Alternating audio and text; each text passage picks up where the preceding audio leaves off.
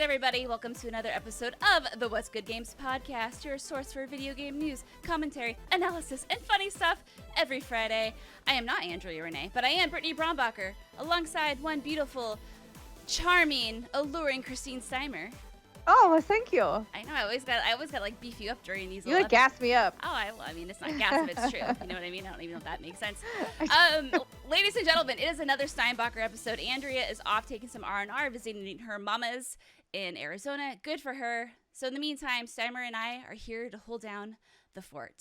We want to give a big shout out to September's Patreon producers, Chewy's Godson, Califorunicated, Justin Foshee, Punkdefied, Faris Attieh, Mohammed Mohammed, Marcus Brown, Alex Rigopulos, and welcome to our Patreon community, Gautam Jayanthi, Big Dave Lizarad, Exon, Megan Flan, Andrew Gonzalez, Simon Russell, and Link Look Listen. Fair enough. And don't forget, you can be a part of the show by submitting questions at patreon.com/whatsgoodgames. I call for them every Wednesday, and then I incorporate them into the show, and it's a great time. Steimer, would you like to read our podcast reviewers? Sure.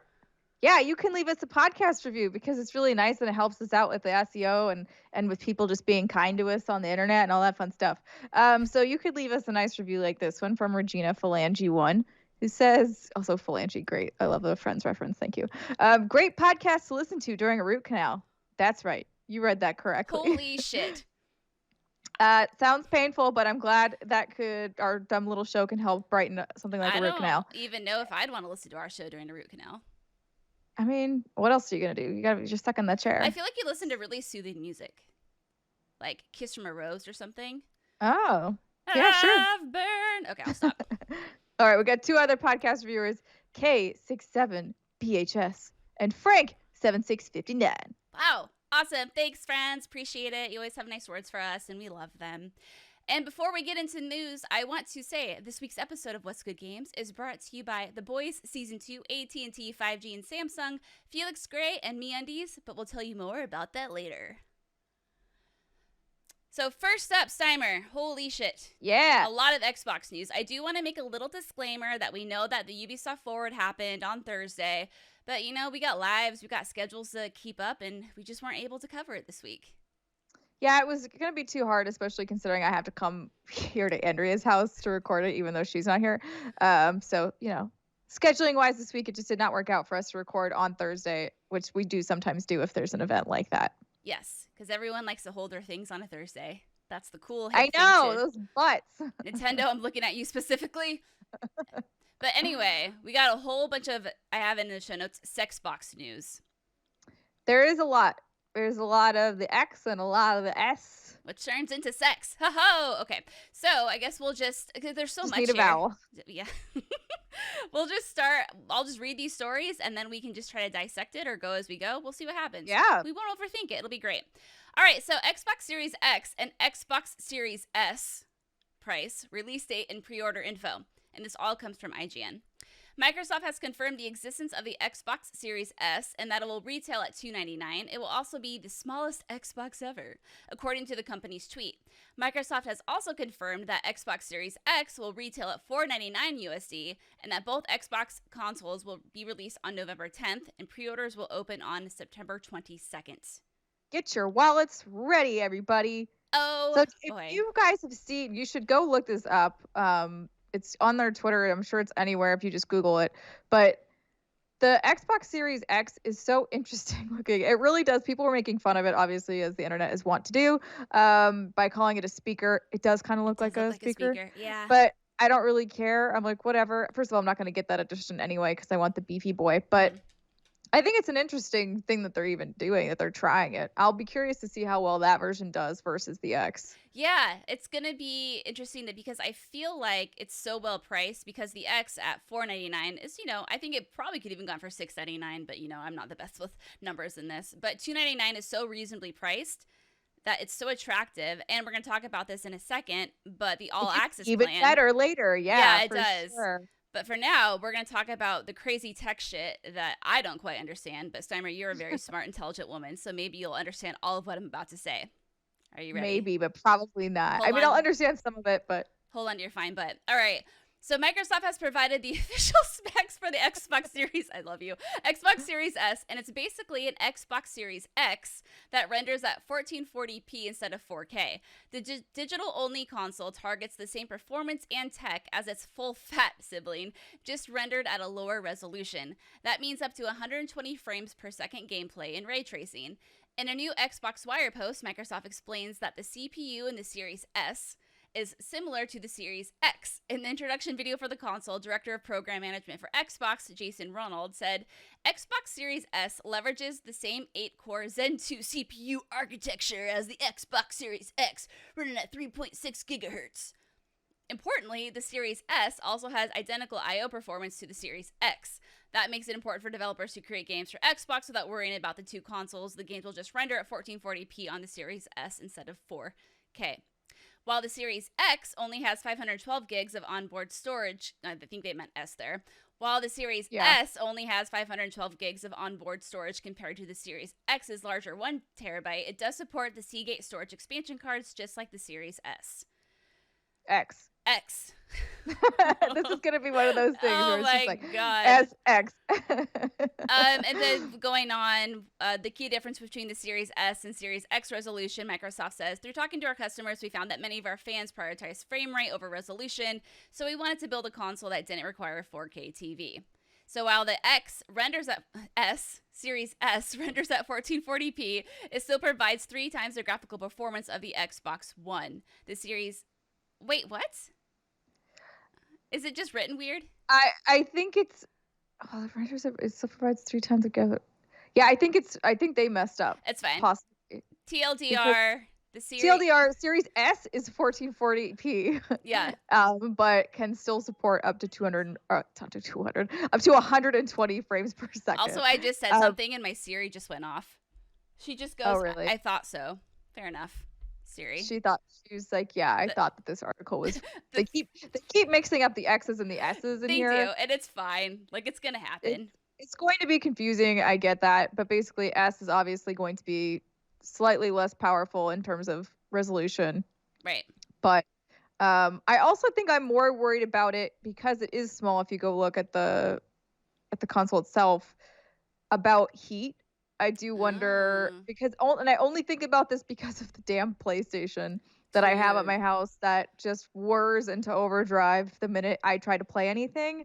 So I am mildly concerned about that. I guess obviously we'll have to see when we get it, but Microsoft traditionally has also not been super great 360 at heatsink sort of things, but hopefully this won't be like that.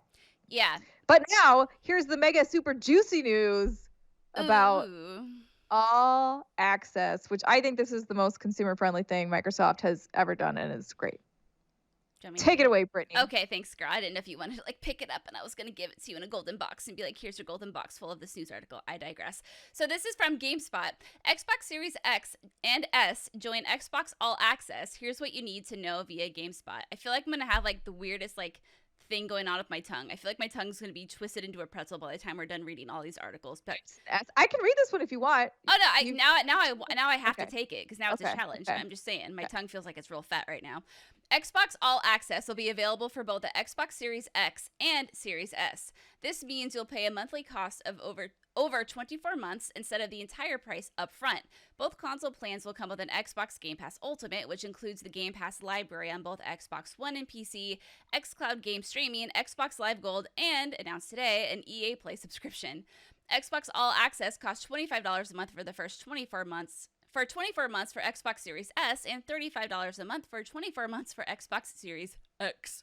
Considering Xbox All Access includes Game Pass Ultimate, you're actually saving money going this route. At $25 a month over 2 years for the Xbox Series S, you'll pay $600 total. Normally, the console costs $299 and 2 years of Game Pass Ultimate costs $360. That's a $59 savings timer. For the Xbox Series... that's a whole game. That's a whole game. For the Xbox Series X, you'll pay $35 a month over 2 years. That's $840 total. The Series X costs $499. If you add on the Game Pass Ultimate cost, you're still saving $19.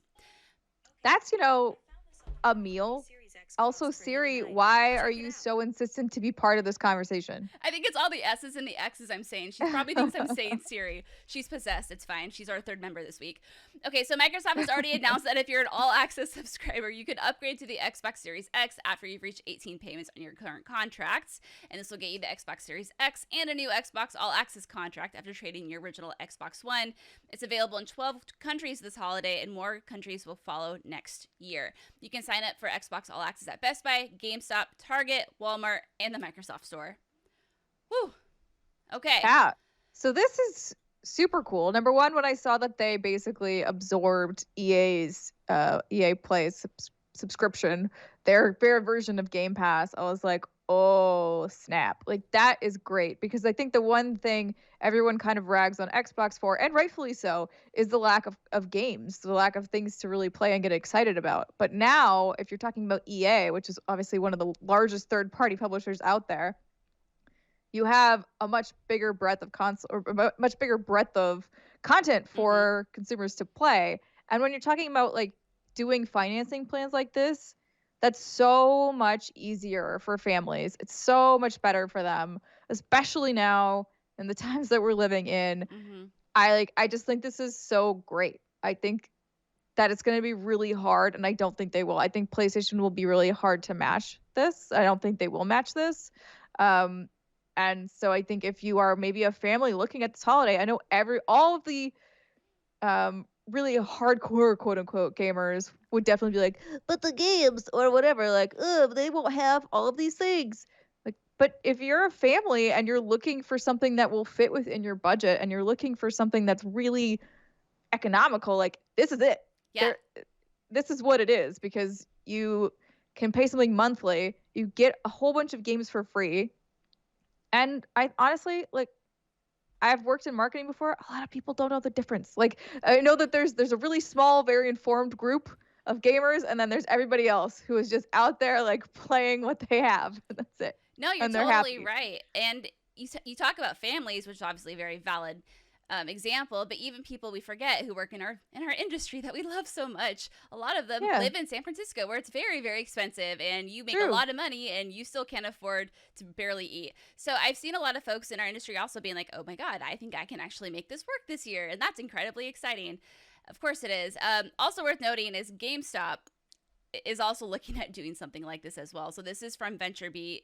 And it looks like they're looking into offering some certain options, because some documents got leaked to some certain people. So just as an aside, they're looking at incorporating some layaway. They're looking at installment plans with third-party processors like QuadPay and Klarna. And then they're looking at a rent-to-own process as well. Because, I mean, hey, the world's fucked. If you can help people get this into their houses, then cool. I mean, right, because otherwise they're just going to say, no, we're not going to, like, I can't buy that. I can't afford it right now. But if you offer something like a financing plan, then it becomes a little bit more palatable to be like, oh, well, I can probably budget in $25 a month or $35 a month, when that means I have the console and all of the games that I would possibly need or want for at least the time being. I just don't think you're going to get a better deal than that. Obviously, as one of those more intense consumers, I will be getting both, but like, that I'm obviously not in the position most people are in. So that's right. Different story for a different day. So we have a lot of questions. There's a lot to unpack here that I know we haven't barely even scratched the surface on. But the first one we got is from Husbando Challenger. And their question is, so with Xbox finally revealing everything, do you think Sony will try or can even afford to undercut Microsoft? Or are the big three playing a different game now, so it doesn't matter? Yeah, I mean, like, the joke going around I'm seeing is Sony will announce their, like, beefy non-digital edition what is it, $449 or something, like $50 less than Xbox, to try to, like, get in there. But I think Sony can afford to do whatever they want. I mean, let's, like, be real. Sony, I think, is just, like, has this extreme momentum from this generation. And I think when you pay for a PlayStation console, you know you're gonna get the value for your money there. Not to say you're not gonna get value for your money with an Xbox console, because obviously, like, we've seen Xbox over the years kind of ramp up their offering and build this incredible ecosystem. But when it comes to PlayStation, you know for sure you're gonna get those blockbuster AAA exclusives, and I think for that reason, people always will be able to justify the cost of it. I don't think they need to undercut Microsoft. I don't think they would anyway. Yeah. Even I just think Sony in general, especially because they're coming off of such momentum from this generation. I mean, it could be a bit of hubris, but I just don't think that they would need to do that. I mean, these are the folks that came out and said get a second job to buy our console. Obviously, that was a very long time ago. I know, but still, the forgot. fact that even happened, I think, is very telling of the attitude of that company in a lot of ways. Obviously, company attitudes could shift, all that fun stuff. But I also do think that the big three are all playing very different games. Nintendo has always kind of been off drumming its own drum, like having fun in the park.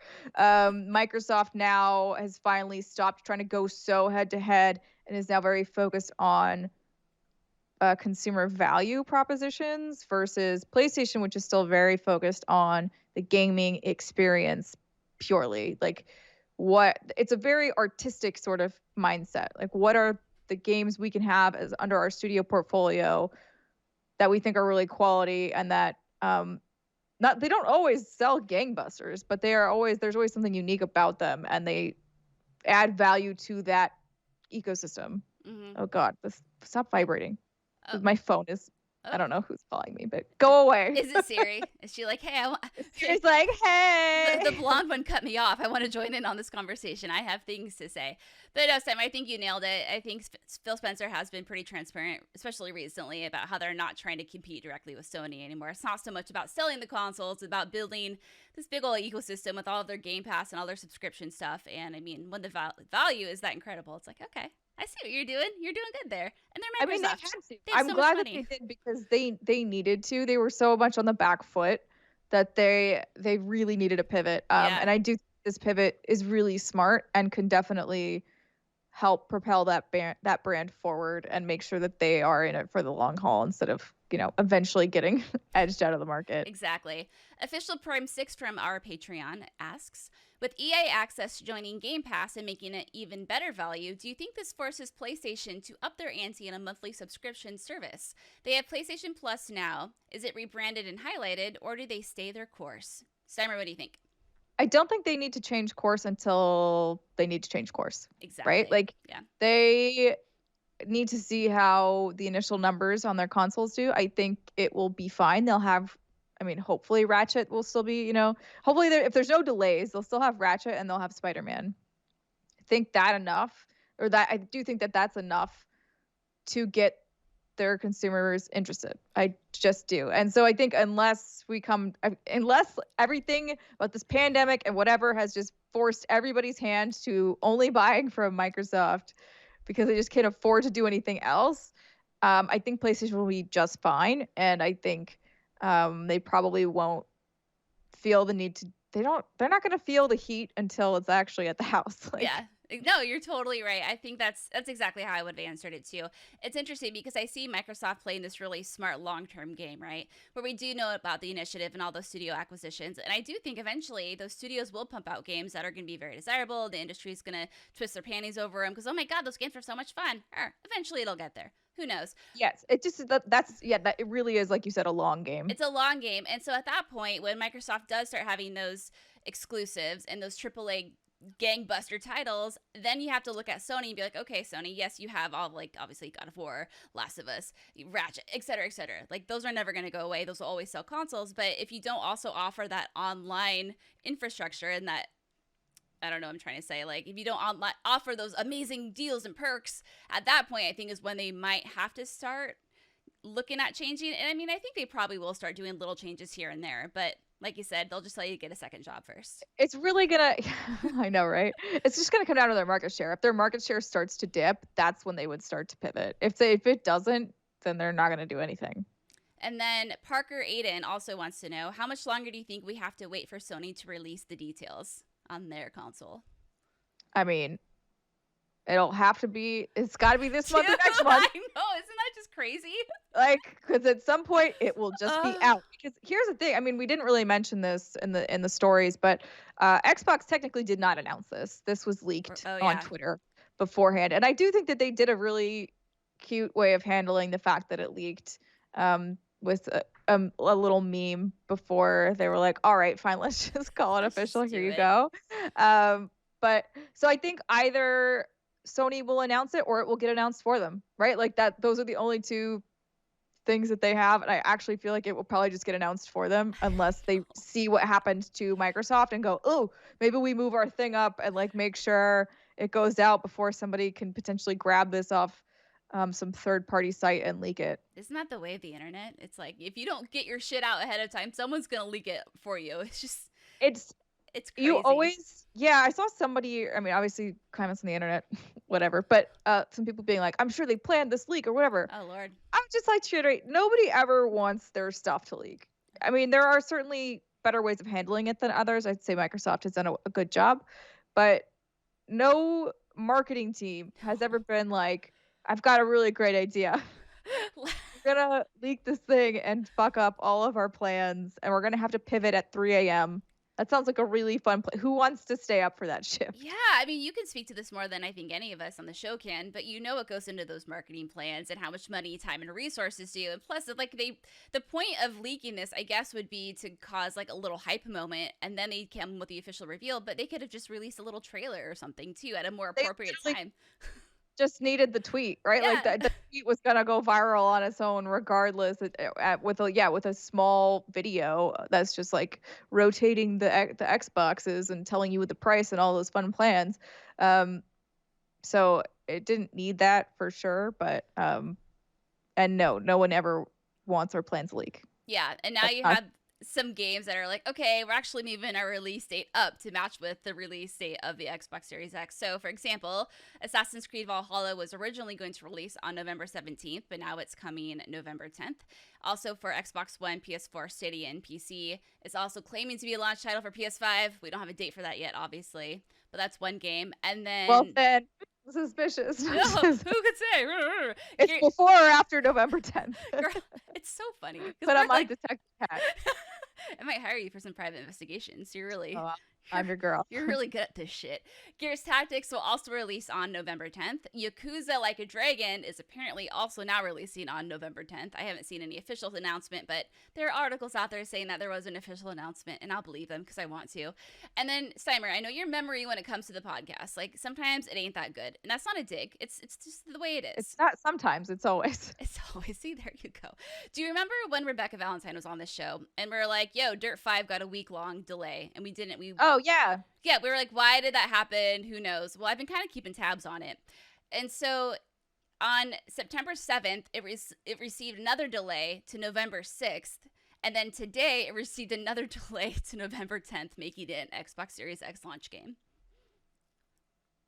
Hilarious. I just wish, I mean, not that they would have known, but I'm like, why wouldn't you just hold it until you knew? Whatever. It's kind of silly. Fine. It's cute. Well, the Dirt saga has come to a close, kind of. I still am very fascinated for some reason with these weird delays, but it happens. So actually, Miss Insider over here, do these publishers not know the release date of the console? You think Ubisoft didn't know, or do you think it did and it just had that release date of November 17th? Even if they knew, it's not like they could. Them pushing it to any date would. Could unwillingly announce it for them, so they wouldn't have been able to you basically have to act like you don't know. So right? That makes sense. So that's probably if like Assassin's Creed Valhalla was like, hey, we're November 10th. If Yakuza was like, hey, we're November 10th. Gears Tactics we're November 10th. Okay, I understand. Yeah, okay, right? yeah. You can't just be like, ta-da. So you just put it at release date, and then once they announce, then you can shift your date if you need to. Move it up. Okay. Yeah. All right. So I think we're in all agreement here that this is all pretty exciting stuff. I think they handled this really well. I mean, like you said, despite the leaks, I think they handled it masterfully. Really, whoever did their marketing, good job.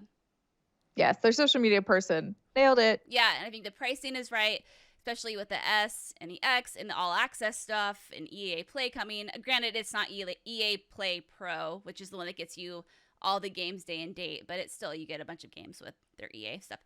It's good stuff, Steimer. Exciting times. Yeah. Exciting times. Do you want to make a guess as to when now PlayStation 5 is going to answer? Just throw a date out there. We'll do it Price is Right Let me look style. at a calendar. Yeah, I pulled one up too. I forget when they do their shows. Do they do them on Wednesdays or Thursdays? I don't remember. I feel like it's always a Thursday.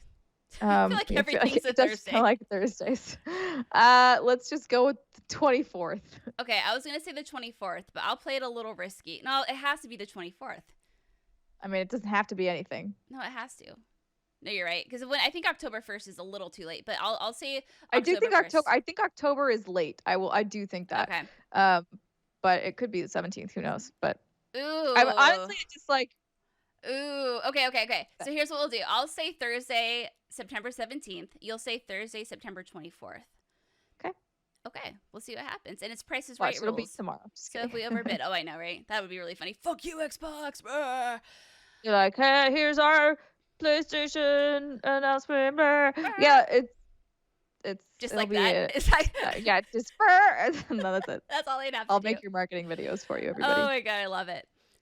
All right, friends, we have more news to get into, but first, we want to tell you about our sponsors, The Boys Season 2 and AT&T 5G and Samsung. The Boys is an irreverent take on what happens when superheroes who are as popular as celebrities, as influential as politicians, and as revered as gods abuse their superpowers rather than use them for good. It's the powerless against the super powerful as the boys embark on a heroic quest to expose the truth about the Seven and their formidable Vought backing. In a more intense, more desperate Season 2 of The Boys, Butcher, Huey, and team reel from the losses in Season 1. On the run from the law, they struggle to fight back against the superheroes, as Vought, the company that manages the heroes, cashes in on the panic over the threat of supervillains, and a new hero, Stormfront, shakes up the company and challenges an already unstable Homelander. So the boys are trying to bring down the Seven because they've all been wronged by them in the past. That's a good reason. They are licking their wounds from last season and are now on the run. The boys are fueled by revenge and an emptiness that they're trying to fill, but it's going to take a lot more than that to bring down the most powerful superheroes on the planet. The boys are trying to expose Compound V and the ways that Vought and the Seven manipulate the public to stay in power. Homelander unleashed V to create super terrorists, which is really a selfish ploy for the public to look to the Seven as saviors that can keep the world safe from these threats. The stakes are even higher this season for the boys and the Seven as we get deeper into the characters. We find out what each of them is fighting for. We learn even more about the humanity of the Supes, which is so unique for superhero stories. It's so refreshing to see their vulnerabilities instead of their weakness. That's a good thing. Human trait, man. So, Steimer, heroes aren't born, they're made. That means something very different for the Seven and the boys. The Seven are grappling with the notion of Compound V and what it means in terms of the power and aura they possess. The boys were forced to become anti-heroes because of the atrocities committed by the Seven. They've taken on a greater calling because people have been sweeping the actions of the Seven and Vought for too long. We root for the underdog to take down the establishment and will stop at nothing to change the status quo. We can all relate to that sense of being powerless with the things that frustrate us the most. We look to our heroes and our leaders to stand up for us and create a better world, but far too often we feel ignored. Keep an eye out for a special episode of Death Battle featuring The Boys. And if you want to watch The Boys, you can go to amazon.com/theboys to watch The Boys season out now. That's amazon.com/theboys to watch The Boys season out now. And Steimer, we have another sponsor. So thank you to Samsung and AT&T for sponsoring this week's podcast. So Samsung's newest phone, the Galaxy Note 20 Ultra 5G, powered by AT&T 5G, is available now. AT&T 5G requires compatible plan and coverage not in all areas. So here are some of the new features that you can try out on this device. Cloud gaming will be available with the power of 5G. You can try out cloud gaming with the high-performance experiences brought to you via the newest Samsung devices powered by AT&T 5G. The Galaxy Note 20 Ultra 5G also has a 120Hz adaptive display that automatically adjusts the refresh rate according to the content you are viewing, and an intelligent battery that optimizes for your gameplay. Between 5G support, Wi-Fi optimization, and the advanced processor, you get a smooth gaming experience with virtually no lag. Check out the S Pen and Samsung Notes to create your own works of art as well. I'm not saying you're going to be as good as I am at Microsoft Paint, but you could give it a shot.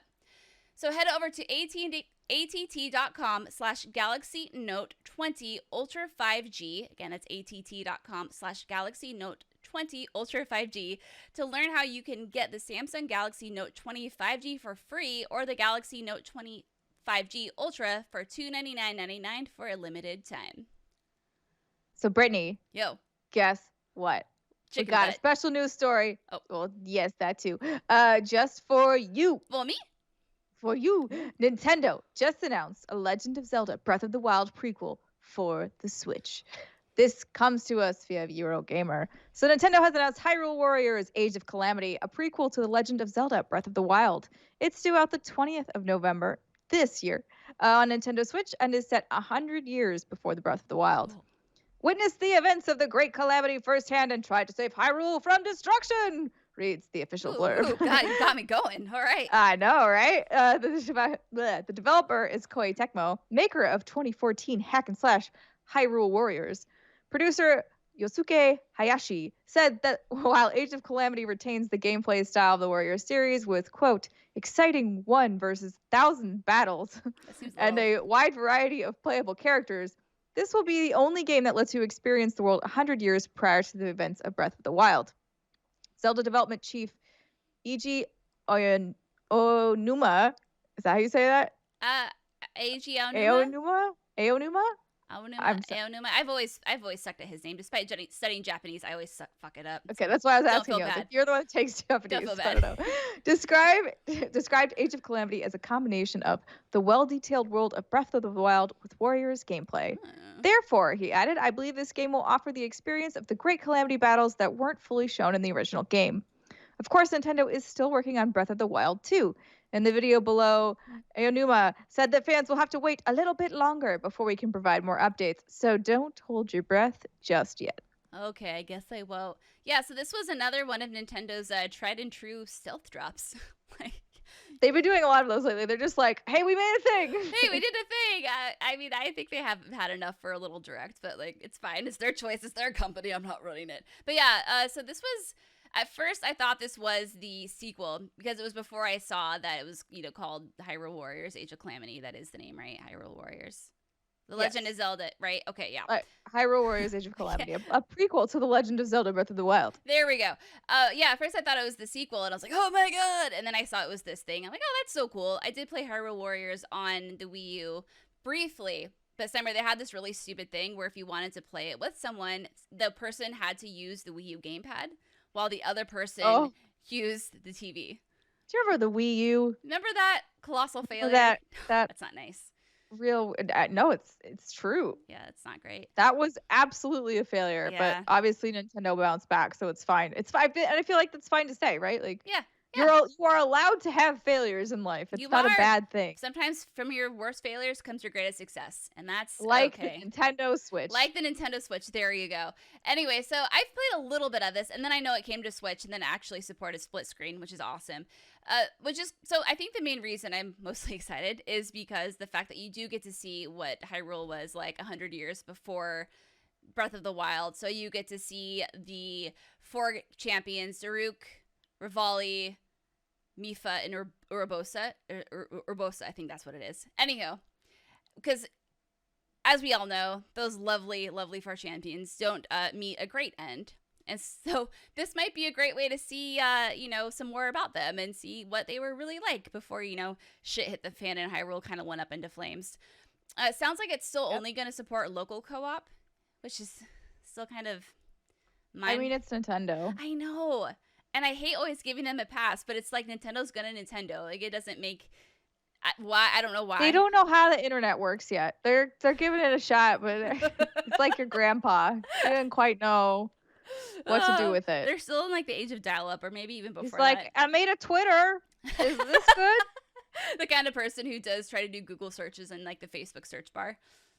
Yes. Yeah, like the status updates where it's like, how do I get this out of my butt? Yeah.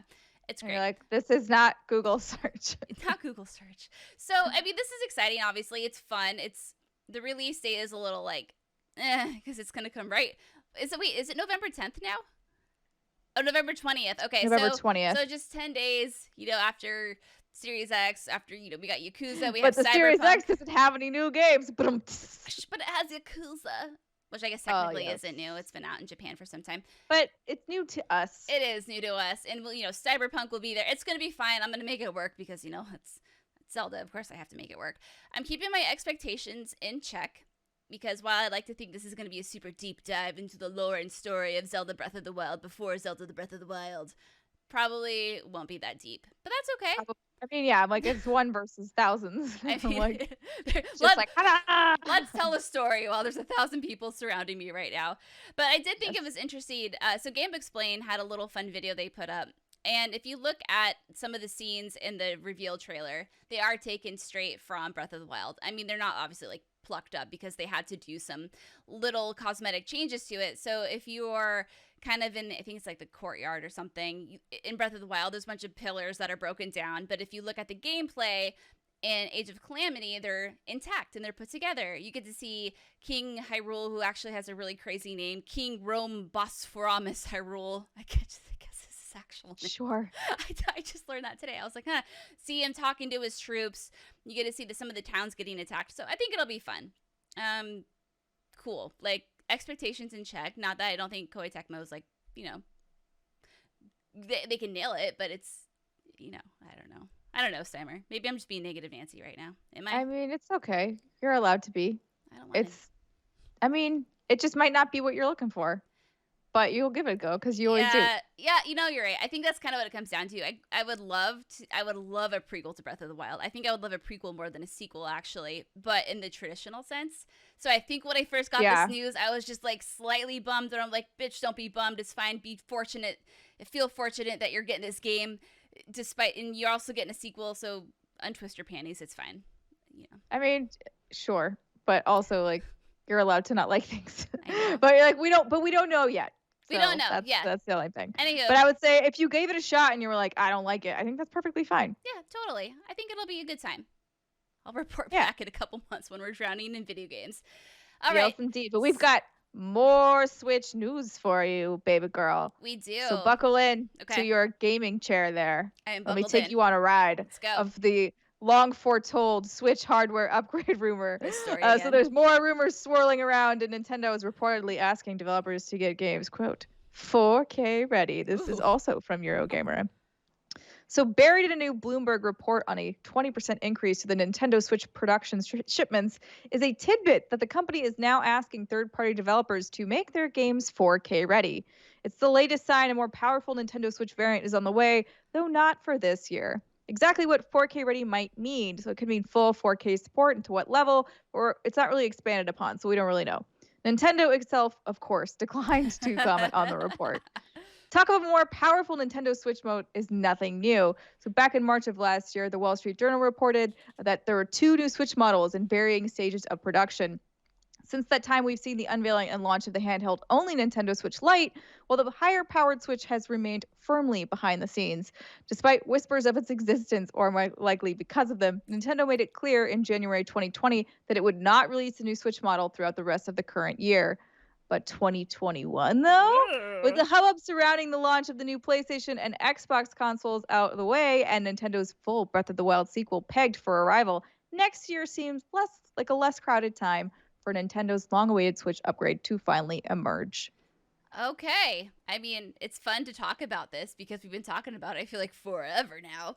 Always what the update is. So I think at this point, I feel very confident that this is, well, there's smoke, there's fire, Steimer, and maybe that was too real of a analogy to use right now. Just for right now. Whoops. But that's fine. Yeah. I think obviously this is happening. I think we have a question here, actually, who will touch on this from Sarah Ricari. Well, yellow. I think you four are great. That's so nice. My question is about the 4K Switch and a Zelda Breath of the Wild 2. Since it likely isn't coming out soon, do you think they plan a Breath of the Wild 2 on a 4K Switch launch title? Do you think the game will be 4K compatible as well? I haven't caught the latest on Breath of the Wild 2, if there was any. So, yeah, I mean, the latest is, like, you have to be patient, which is, like, Nintendo's very polite way of saying, you gotta fucking wait. Like, we're, you know... Just you wait. Just you wait. There's probably been some significant delays with COVID, obviously. Totally understandable. So I don't think this game is coming out anytime soon. I know back in 2020, before the pandemic, the rumor and thought was it could... The 2 months we had? The 2 months we had, dude. The thought was that it could come out this holiday season, but at least we're getting Age of Calamity. So cool. I think that would be an awesome move if we do get a 4K Switch model and then it does release with Breath of the Wild 2, or I mean alongside Breath of the Wild 2. I think that'd be fantastic. I'd be down. Yeah. Yeah. I think that would also be great. I mean, I didn't ever finish Breath of the Wild, but if Breath of the Wild 2 like stopped making the weapons breakdown, then I would be all for it. Oh, I me just couldn't too. I couldn't handle that mechanic. I was like, nah, I'm out. Yeah, I did no. play it for a while though. Yeah, no, I'm with you. Breath of the Wild, fantastic game. Not my favorite Zelda game. I've been very public about that, so don't get mad at me. And if you're gonna get mad at me, it's okay. It's fine. We're all a little upset right now. We need someone to take our aggression out on. But we talked we talked about this a couple weeks ago. Andrea and I did, and this is also the console where I think the rumors that there's going to be more interactivity with this console, with this little handheld. Which I'm like, what does that? Okay, even they mean? need to be careful on that front. Okay, like what's your thought? Let's not go into Wii U territory like we just talked about, right? I mean, I don't know. I don't know what more interactivity would possibly mean. Like, it's already a touchscreen and stuff. Like, I don't know what we need. Like a little hologram Mario, like a little pipe. He like pops up. Instead of Siri, it's Mario. It's like, hello. Oh no! Could you imagine? Would you like to ask me a question? I'd be like, no, please shut up, Mario. And then down he would go into the console. He'd be like, oh, okay, goodbye. Poor Mario. Rip. I am a sad. Got to go save the princess again. Oh god, we do awful Mario impressions. I'm just gonna. Yeah, well, you know, I'm not a professional. We're not Charles, okay? We can't be that good. And here's Apple and Epic. Let's do it, Steimer. Let's talk about this shit show. So before we catch you up on the very latest, we should mention this story that broke on. Well, not really broke. It was a story that happened on September 5th. So on September 5th, Epic Games filed a preliminary injunction against Apple that would force it to put Fortnite back on its App Store. The full hearing for this overall case has already been scheduled for September 28th, but Epic is hoping to have Fortnite back in the hands of iOS players before then, at least until a verdict is reached. Since its removal, daily iOS Fortnite players have dropped by over 60%. I would wait. I'm confused. How is it not more than that? How is it not 100%? They're playing all their old content, I guess. I'm like, are you playing? But if it got removed, I don't understand. But yeah, sure. You don't want to play the same content. I have no idea. I'm not. I don't know. Yeah, I'm not an iOS gamer, so I'm not a Fortnite teenager. And then true. And then just yesterday, which was the 8th for us, Apple countersues, seeks damages from Fortnite publisher Epic Games in high-stakes legal dispute. This comes from USA Today. So Apple is seeking damages from Epic Games in the skirmish started last month by the publisher of popular online video game Fortnite. Epic Games move on August 13th, blah, blah, blah, blah. We already got that. Oh, wait, hold on. This is just kind of like recapping some of the same stuff. Oh, here we go. Okay, round 2, fight. So Epic Games move on August 13th to offer a direct payment option for Fortnite mobile players bypassing Apple's App Store function, and Apple's cut of the revenue amounted to malicious and or fraudulent misconduct, Apple says in its filing answering Epic Games' suit. That breach of contract, Apple asserts in its filing, entitles the tech giant to punitive damages along with compensatory how do you say that word? Compensatory? Yeah. I was like, compensatory damages, legal fees, and interest. The sought-after amount is not mentioned in the countersuit filed in U.S. District Court in California. Quote, Epic fired the first shot in this... okay, I get like my rich person voice. Epic's gonna go British.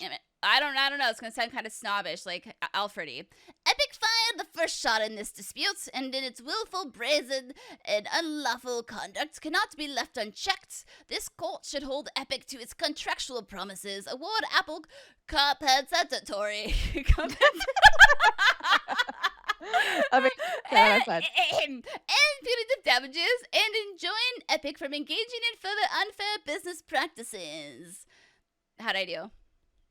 You nailed it. Thanks. Also, as of September 11th, Apple will no longer allow users to sign into Epic Games account using Sign In with Apple. Steimer, what's happening? Amazing. America is happening, and everyone is just suing the pants off each other. I was just like laughing to myself a little bit because I'm like, this is the most America shit of all time. Oh, I know. Just companies fighting because they are bored. I don't. Yeah, I know. I mean, I'm happy we're keeping up on it because I think, hopefully something really cool come out of this that can benefit everyone. But at the same time, I kind of feel like you have these two like rich people like, puffing their chests out, like fighting out for the background. This is like, look at us, guys! Look at us! Gauntlet slap with the glove.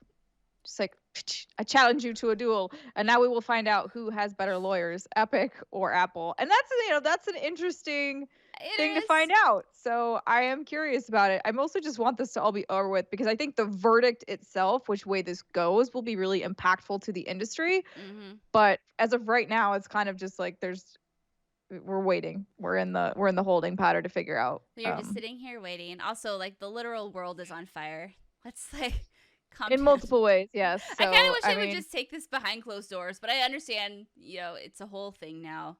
It's a whole thing. But it's kind of just like I said, this does have very real implications Yeah. depending on which way this goes. Either it's like, no, sit down, Epic, and therefore no one tries it again, right? Like, Mhm. we done so.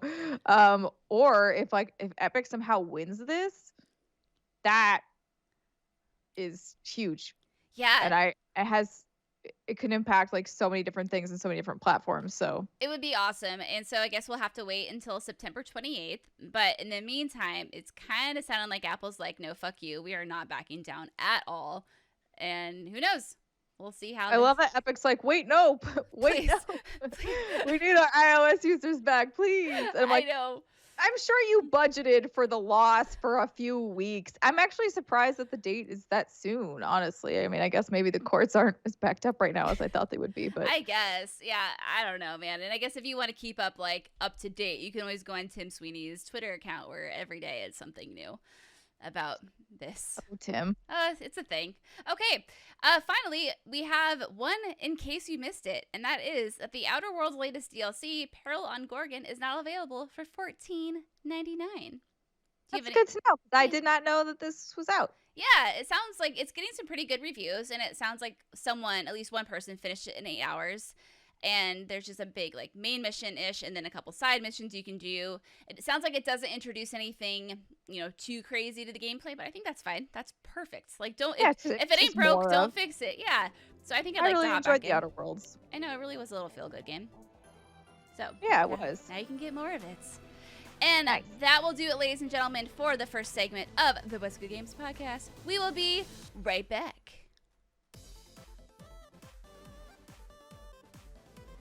We have some announcements.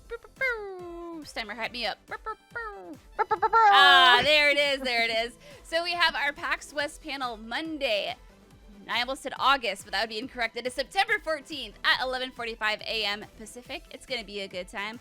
Also, on Monday, I almost said August again, September 14th at 10:30 a.m., Andrea and I are having special guest Jennifer Hale on What's Good Games Live. So make sure you tune in, twitch.tv/What's Good Games. It's going to be a good time. I'm really excited to chat with her, not as a fan for once, but maybe I'm definitely a fan, let's be real. I'm never going to be on her level. And then finally, on Thursday, September 17th at 3 p.m., we have our RTX panel. And Lights Off returns Monday, September 21st. Ooh, spooky! Steimer's very excited. I'm not in it yet. I know. Steimer's like, fuck you. She's like, I'm still traumatized from Slender when you and I played. Dude, I sweat so much. I was soaked through. I was like, I need to change my clothes. This is unacceptable.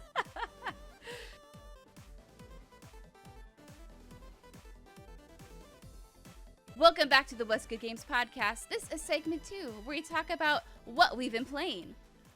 But first, we need to give a shout out and a big thank you to our sponsors, Felix Gray and MeUndies. So, Steimer, let's talk about blue light. Okay? Are you ready? Okay. So here are some popular devices that are a major source of blue light. Phones, tablets, computers, TV, Kindles, and many other devices. These devices can make us prone to eye strain, especially when you're watching bright screens in a dark room, or watching TV or working on a computer in a bed at night, or really any excessive amount of screen time can cause eye strain. That's not fun.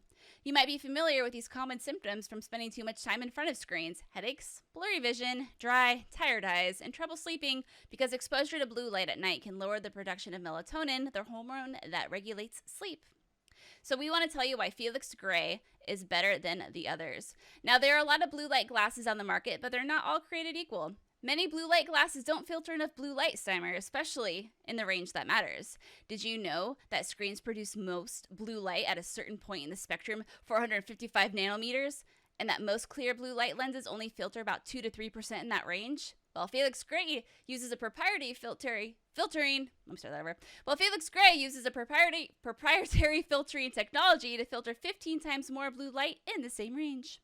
Felix Gray glasses filters out 90% of blue light in the most damaging range and eliminates 99% of glare through a proprietary industry-leading lens technology only available with Felix Gray. So Felix Gray frames are hand-finished from durable, super lightweight Italian acetate. I think I said that right.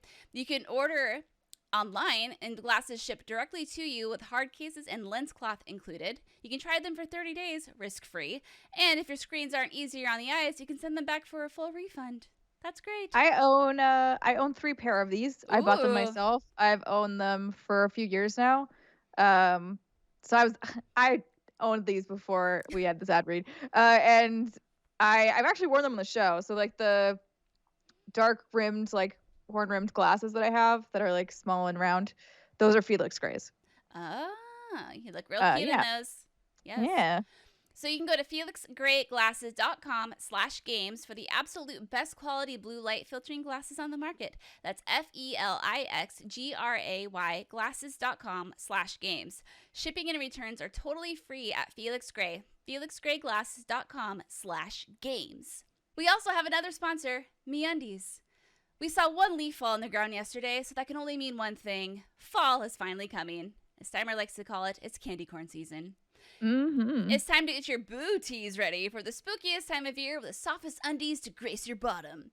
So MeUndies knows exactly how to celebrate a season with the coolest prints and colors and the softest undies known to man. They want you to be comfortable to express yourself every day and in every way. Steimer, you love your MeUndies. I love my MeUndies. They're soft. They're cozy. What's not to love? I mean, really, especially since we're not doing much of anything but lounging around. You know, we're business on top with the shirts, but like the bottoms, all pajama bottoms all day, every day. May as well be comfortable. Mm-hmm. I still love my Star Wars ones. I wear them all the time. I probably need to get another pair of MeUndies pants because it's probably getting kind of gross at this point because that's all I wear. Whoops. So their undies grow on trees. No, seriously. They're made from irresistibly soft natural fibers sourced from beechwood trees. And you know what natural fibers mean? That's their micromodal. That means that their micromodal is not only super soft, but breathable, light, and impossibly cozy. That's some serious comfort. Everything MeUndies does is to help you feel truly comfortable from head to toe, from outside to in. So you'll never run out of undies with the MeUndies membership, a subscription that sends new pairs right to your door, plus get site-wide savings and exclusive sales, and keep those eyes peeled for those spooky, cool Halloween prints. So MeUndies has a great offer for our listeners. For any first-time purchasers, you get 15% off and free shipping. This is a no-brainer, especially because they have a 100% satisfaction guarantee. To get your 15% off your first order, free shipping, and a 100% satisfaction guarantee, go to MeUndies.com/WGG.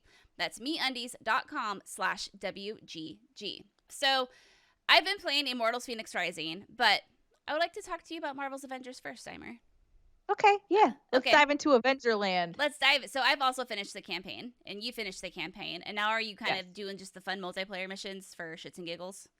Yeah, I'm leveling Black Widow right now. So she's at power level 100 something, low 100s. And my level on her is, I think, 35. No, 30, like upper 30s. I don't remember exactly where. Yeah, so my Black Widow is definitely my most fleshed out hero at this point. My second one would be Hulk, who's only like a 45 power level. And then below that, everyone else is like 10, 15. Like they're all really, really baby.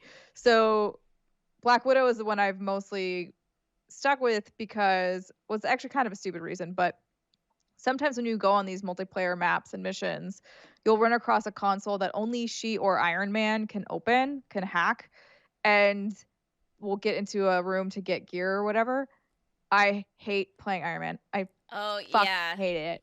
So Black Widow was the natural choice, and I do really enjoy playing as her. I think she feels really crisp and like fun. So I just kind of picked her to be my main. Also, I get to listen to Laura Bailey a lot. What's not to love? What's not to love about that? So you were maining Hulk for a while, weren't you? Or you liked him the most? Yeah, I think I'll have him level up next. Once I get Black Widow to a place where she's basically done. For at least for now, because they need to make more content. But and then I'll level Hulk, because Hulk is, to me, is just so delightful. Like, he's just so funny, and I love doing his missions. I love completing missions with him. I just think he says very little, but what he says is very impactful. Like, he's a very humorous character. Hulk smash. Yeah, so I'm trying to think who my favorite is. I really like Hulk. I'm actually getting the hang of Miss Marvel. And Black Widow's also up there for me too. Iron Man, I don't like playing as Iron Man. Like, it's just not a thing. And by the time I got to Captain America, I was like, all right, it's cool, but like I haven't had enough time with him yet to really get his play style down. Yeah. I really liked it. I liked the game a lot. And I think, I was kind of surprised because, like I've said, I've never really been a big, like, superhero fan. But I will say I am reading the comics now because I'm kind of hooked. Oh, wow. I know. Well, who am I? I don't even know anymore. It's better than reading the news at night because the news is depressing. So ain't that the truth. Read comics instead, friends.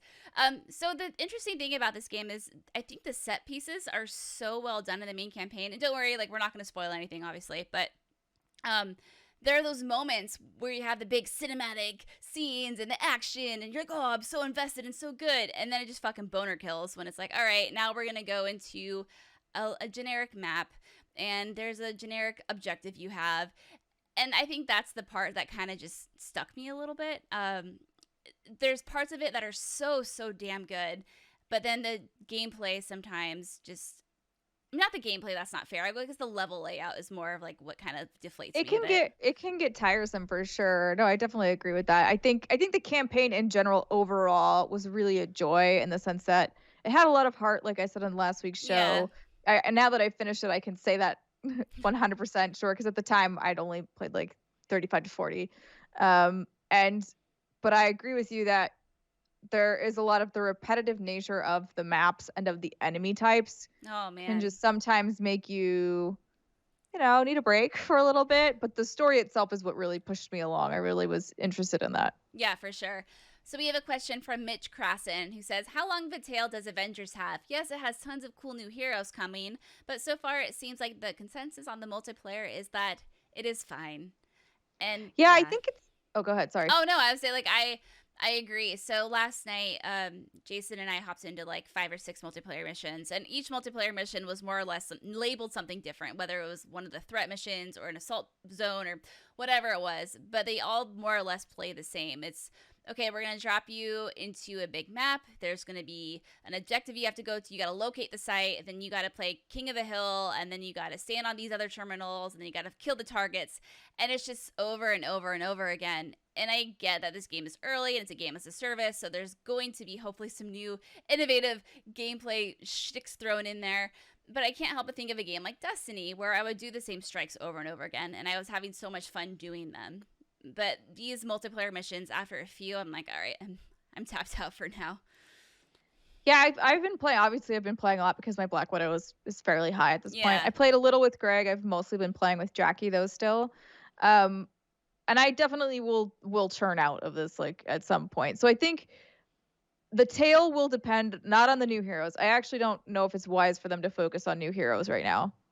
Instead of giving us new heroes, expand on the universe. Like, you need to be building out new enemy types. You need to be building out new worlds. You need to be building out new maps. You need to be building out new types of adventures, new types of missions. Or really refining the ones that you have and making them feel really good and really fun. Because what I am enjoying about it right now is not even necessarily, I mean, obviously the game is part of it. I do enjoy the fun feeling of like rappelling to an enemy and kicking him in the face. It's pretty great.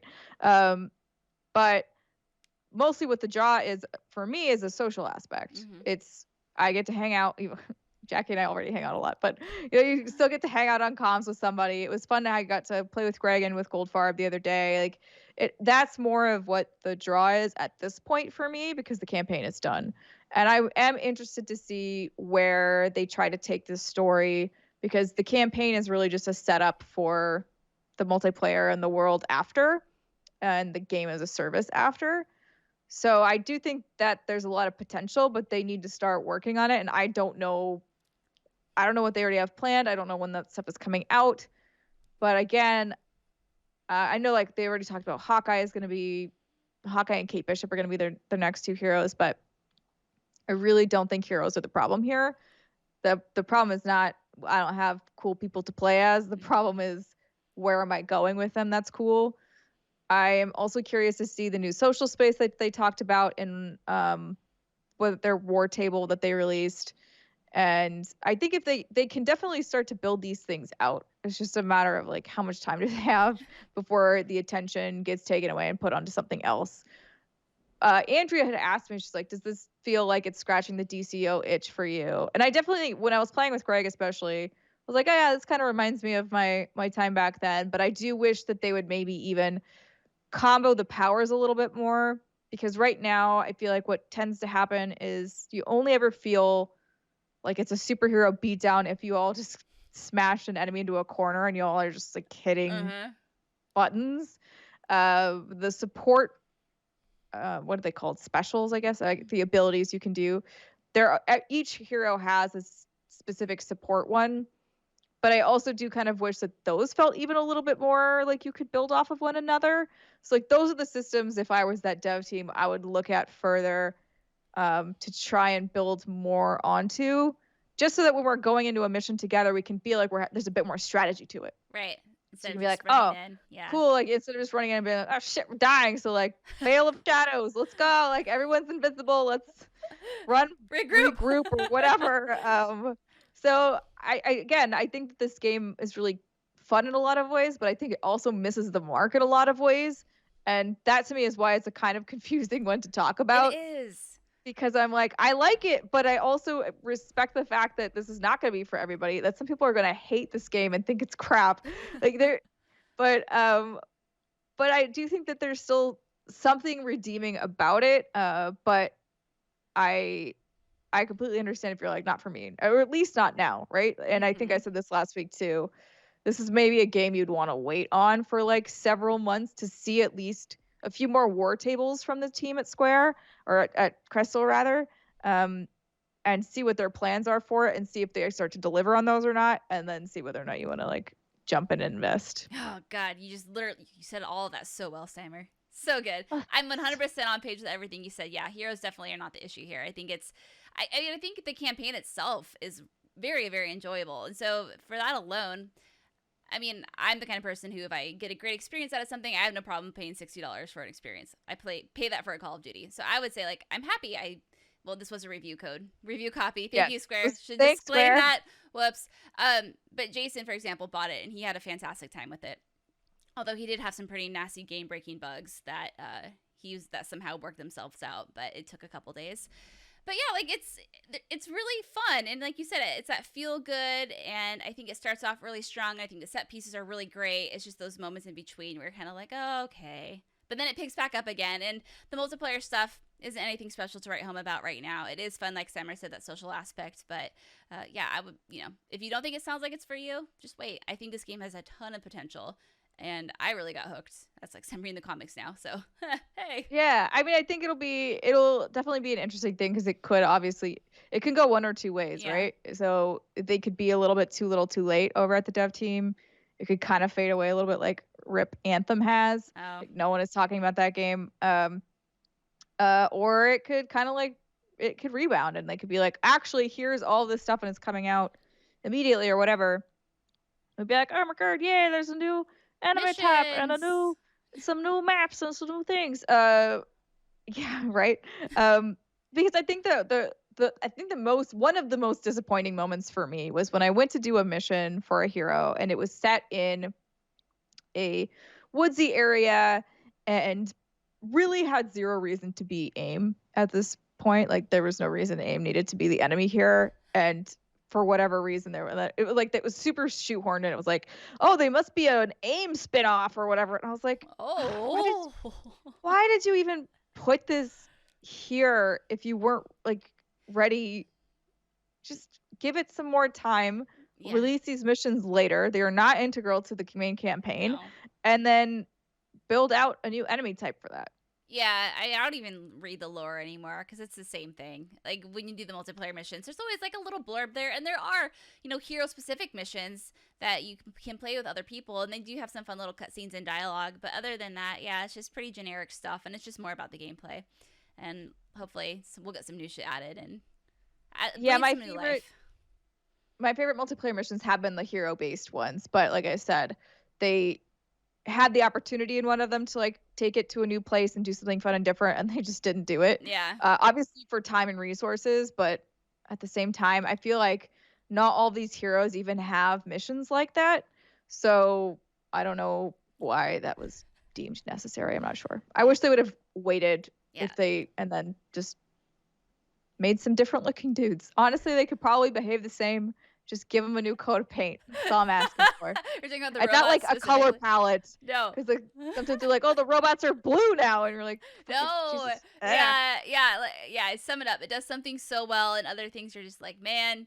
But go in the proper expectations, and I think you'll have a good time. It's been a fascinating roller coaster watching this game from when we first played it at PAX to the beta impressions, the game actually coming out, and now you're finally starting to see some actual reviews coming out of it. And yeah, video games are hard, man.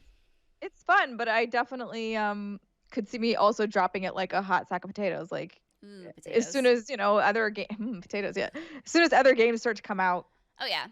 They are really going to need to keep up in order to make this something that I would want to continually go back to. Right now it's kind of a lull for me, so it's just kind of fun and dumb, and it's scratching that itch of like, I don't really need to concentrate on it. I can just kind of go in, run around and beat some stuff up, chat with Jackie. That's fine. Yeah. But obviously, like, I'm not always going to be, I'm going to sometimes want a little bit more than that. Oh, yeah, for sure. No, I'd see myself coming back to it eventually, too. Once maybe a new event happens or some new cool things, I'll hop back into it. But yeah, I think I'll burn out of it pretty soon, too. I need to get back to Wasteland 3 anyway. But it's kind of like that fun, mindless brawler at this point. That's okay. Mm-hmm. Alrighty. Tell me about Immortals. Fenyx Rising, formerly known as Gods and Monsters. So I got to play this last week, and I took a bunch of notes. I'm gonna try my damnedest to remember everything that I did and played. So we'll see how this goes. I still have a hard time remembering Immortals Fenyx Rising. Still have it's a very long name, and it's very strange. It's a strange name. So so thank you, Ubisoft, for having me. I was gonna say having me out, but I was right here. Having you at your house. Having me at my house. It worked out great. So this is developed by Ubisoft Quebec, AC Odyssey, AC Syndicate, and it's coming out December 3rd. Woo! Fanfare. Time for the holidays. So here's the synopsis of the game. So in Immortals Fenyx Rising, players will become Fenyx, a new winged demigod who's on a quest to save the Greek gods. Oh, that's why they named it Fenyx? Yeah, I guess that makes sense. Fenyx will be able to wield the powers of gods, like Achilles' sword and Daedalus' wings, to fight enemies and solve puzzles. Iconic mythological beasts, including Cyclops and Medusa, will try to stop you on your journey, and you'll have to face them in combat both in the air and on the ground. Fenyx will also have access to self-guided arrows, telekinesis, and more, all of which will help her on her journey in a stylized open world across 7 unique regions, each inspired by the gods. So I got to play for about 2.5 hours, and the demo that I did play took place around the middle of the journey. And at first, they're like, okay, so you have this one mission that we want you to finish. It's like 35 minutes, and then after that, I had freedom just to go and see and do whatever I wanted to. So I got to explore for like an hour and a half or 2 hours, and it was great. So when I first started, they just kind of dropped you off in the middle. I would say big and middle, and it came out as biddle. The biddle of this big old map. So there are 7 regions, and they just dropped me off in one of them. And obviously that's where I was limited to during the demo. And I'll talk about this in specifics a little bit, but there were some elements of this game that were off limits. Like I couldn't access the abilities or like the skill tree or anything like that. But So the first thing I did is I looked around, and then if you click on the right stick, you can kind of like, it goes into first person view, and then you can just kind of scan your horizon. You can do this from anywhere you want to. And the controller will vibrate as you get closer to points of interest. And so it's kind of like a little game of hot and cold. When it starts vibrating more, you're probably on the spot, and then it'll pop up. And it will mark your map. So whenever you feel like doing some exploring, just you can search around, mark some stuff on your map, and off you go. So that was pretty helpful. So some of the things I found from doing that little exploration tactic of searching on the map, I found guarded chests, which are locked chests until you defeat enemies. Okay, cool. Crafting materials, which are used for upgrades. So you don't get typical XP in this game when you fight your enemies. And for those of you, actually, let me back up, wondering what kind of game is this? If you remember, when this was first unveiled, everyone thought it was Ubisoft's take on Breath of the Wild. It's kind of like, just picture that in your head, and all this will kind of fall into place. Picture the map of that. Yeah, picture like the gameplay, the map. I actually brought this up with my demoer, and they're like, we're trying to stay away from that, but you can't help it. But like your weapons do or don't break down? I'm trying to remember. I don't think they do. Huzzah! Yeah, I'm trying. Got a leg up. A leg up. Wild. Yeah, I don't think they do. I think if anything, they might just need to be repaired, maybe? I don't remember. I've played too many games lately. It's all blending into one, like, open world game. Anyway, so like I said, there's no typical XP in this game. So what you do is you collect crafting materials and you use that then to permanently upgrade your character. Now, this is one of the things I didn't have access to. So unfortunately, I really wasn't able to dabble around with it. So ambrosia, I think I said that right. If you collect enough of that, you get health. You collect enough of Zeus's lightning, you can do that to upgrade. I'm not entirely sure because I didn't get to do it. Maybe attack power, maybe defense, who could say. And then I found these things called Myth Challenge navigations, which are essentially timed locations throughout the map in the region where it's like you have to get from point A to point B in the air, but plot twist, there are lasers. Ruh-roh. So it's a sky obstacle course. Yeah, it's essentially a sky obstacle course. That one was. I'm sure the other ones might be more like land and air, who could say. And then you have constellation puzzles, which are fun little sphere puzzles where you have these spheres and then you have these holes in the ground and you have to drop the spheres in a certain pattern to mimic the pattern on the wall. You do that, you solve the puzzle, you get a reward. But it's a lot more intricate than that since there are more puzzles within that puzzle in itself. But it's a fun time. And puzzle within a puzzle, within a puzzle. Yeah, so you have to get the spheres, drop them into a thing, which unlocks more spheres, but then you have to figure out how to like get them to you. It's a whole thing. But it was fun. I messed around with one for a little bit, but I found out that this was going to be a brain scratcher, and I was like, okay, I don't want to spend my whole demo trying to figure out this puzzle. So I don't want to scratch my brain. That sounds uncomfortable. Ooh, that would really fucking hurt. That would not be good. Don't do that, kids. The other interesting part. Don't kill yourself. The other interesting things I found were vaults. So I'm going to keep going back to Breath of the Wild, but think of these as shrines in Breath of the Wild. So essentially they look like little mini volcano things coming out of the ground, and you hop into them, and there's 60 unique vaults total in the game.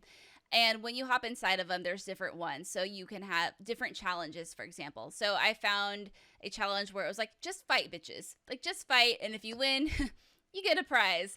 I found other ones where I had to go platforming across like these spiky platforms. It kind of reminded me of a really like hard Mario puzzle because you have all these spikes coming up and you have to time it correctly. Then you have fireballs being spat at you.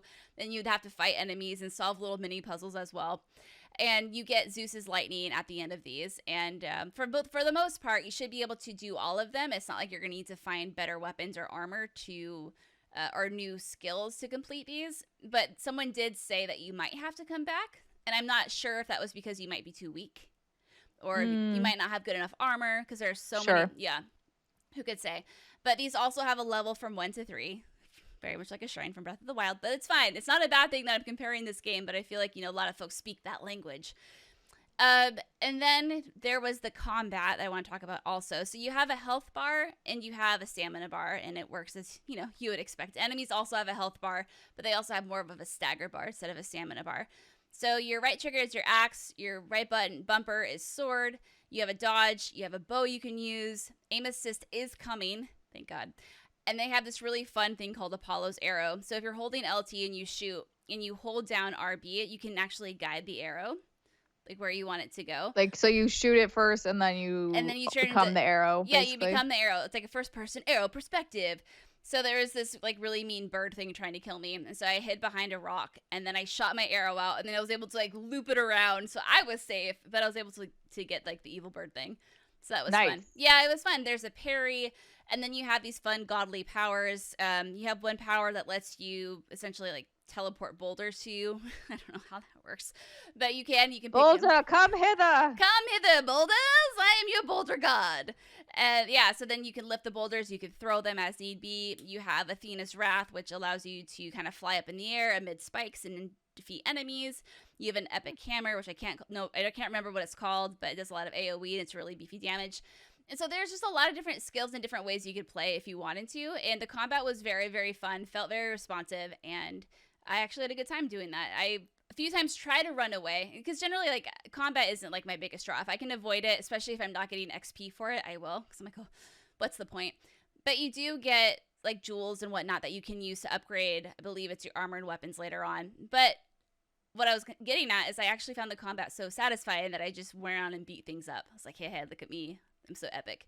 You're like, really I will fire you missile arrow. I did. It was awesome.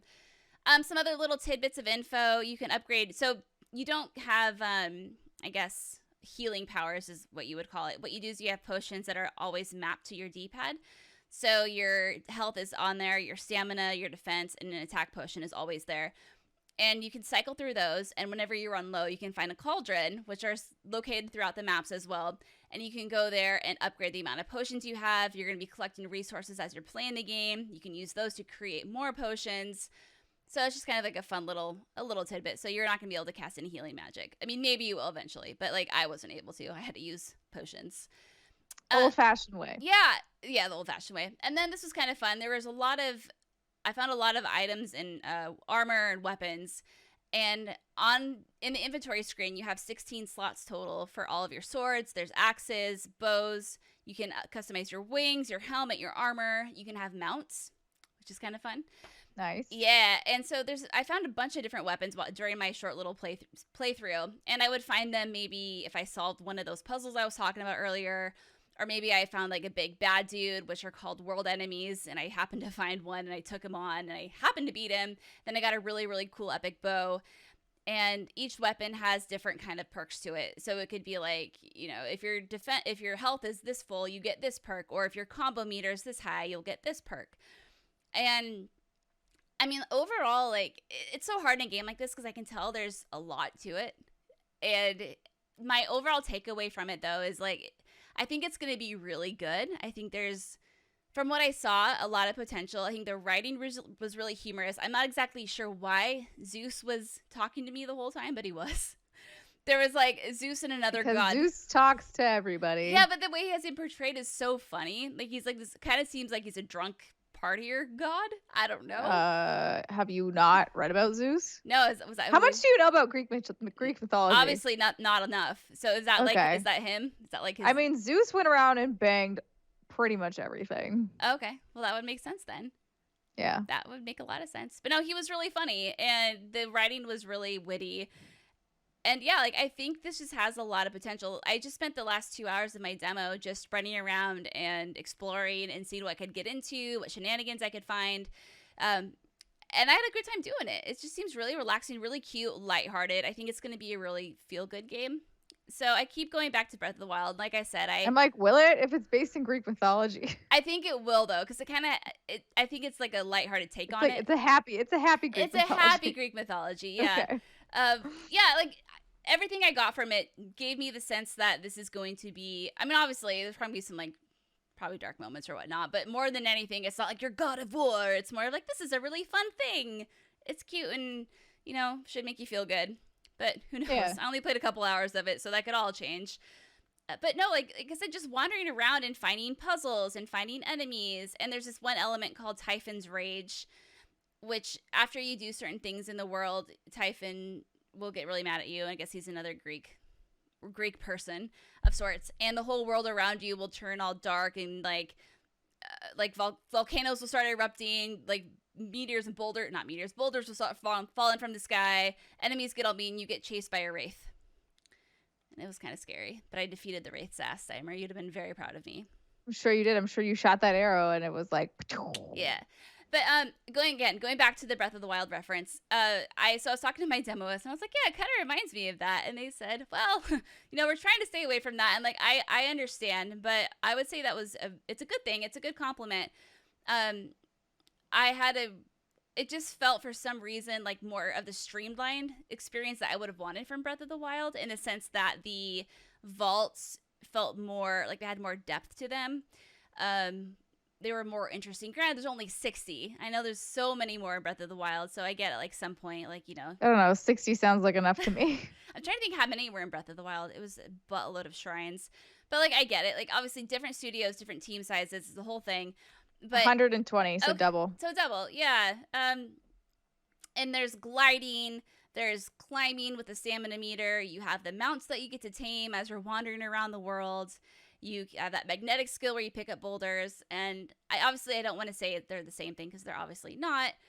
But I would say, if you enjoy Breath of the Wild, I think you'll really enjoy this. Or if Breath of the Wild even seemed like too big of a piece to chew. I don't know what I'm trying to say there. I think you'll like this as well because it feels like a much more like compact, streamlined game.